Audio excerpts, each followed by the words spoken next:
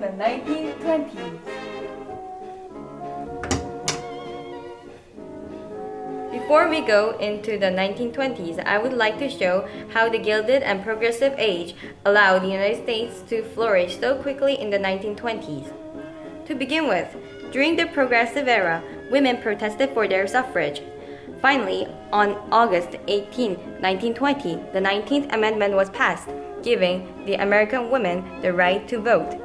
This gave more equality to women in the 1920s and allowed flappers, the rebellious independent women, to appear.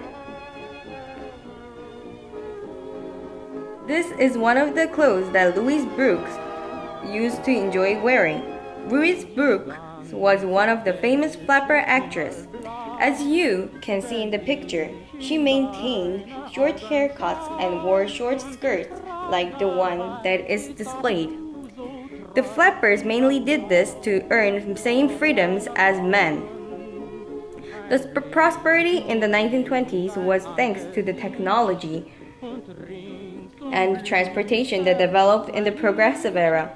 This is one of the cars invented in the United States in 1929. In front of the car, there is a flapper. These old toy cars are made by woods. Boys during this era loved to play with toy cars. Now, let's go to the 1920s. In the 1920s, all the presidents were Republicans. These presidents put high tariffs, especially on the goods imported. These helped to flourish American manufacturers. Even more, they had put tax cuts where the taxes on the wealthy people were reduced, but hurting the middle and low classes. Let's look closely what was going on in each presidencies in the 1920s.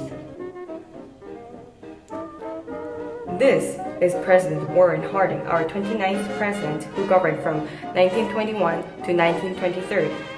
His campaign, A Return to Normalcy, helped him to become a president. It was a firm proposal after World War I that he would restore America. During his presidency, Harding faced lots of scandals.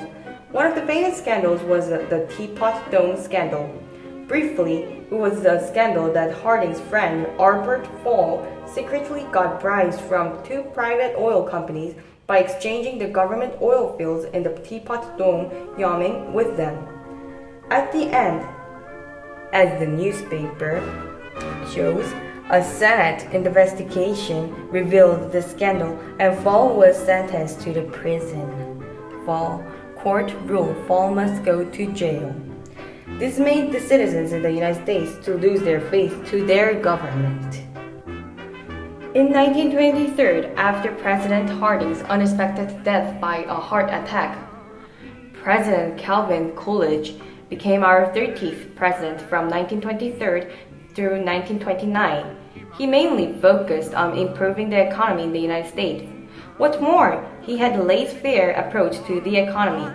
His attempts to improve economy were huge successes that people called Coolidge prosperity, and the people started to regain their faith to their government. Even more, in 1928, the international agreement, the Kellogg-Briand Pact, was signed by numerous nations. This pact was an agreement among nations that they will not settle disputes with war. This is the book that contains real documents that the presidents and majesties of different nations had signed, the Kellogg-Briand Pact. After President Coolidge, President Herbert Hoover became our 31st president from 1929 through 1933.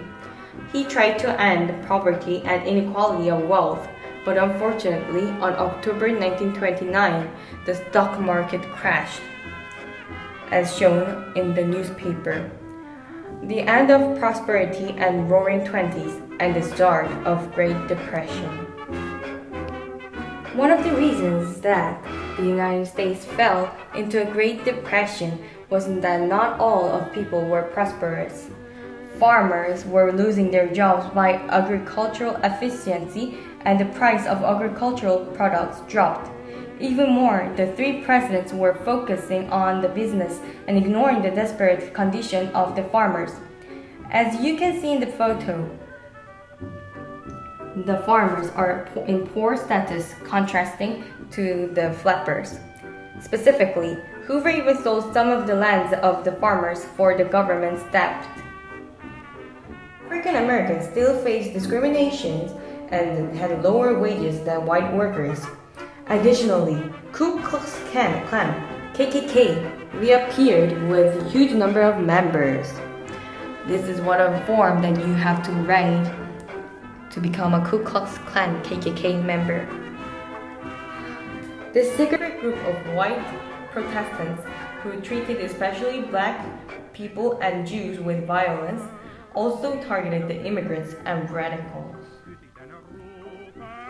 During the 1920s, people were prohibited from the alcohol by the 18th Amendment.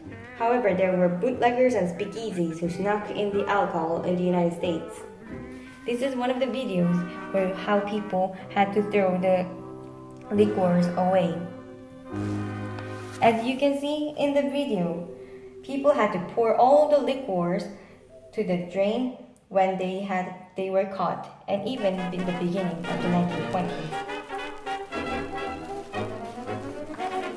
It's going down the drain and it's all being messed. Also, as you can see in the picture, there were people protesting for the prohibition of alcohol. However, at last, in 1933, the 18th Amendment was repealed, like announced in the newspaper. Prohibition ends at last. You probably know that Roaring Twenties is also known as Jazz Age. I would like to end my guide experiencing the jazz dance. Like in the video, people during this era loved jazz music and were expert in dancing. It makes me dance. Well, this is Access. Thank you for your interest in 1920s.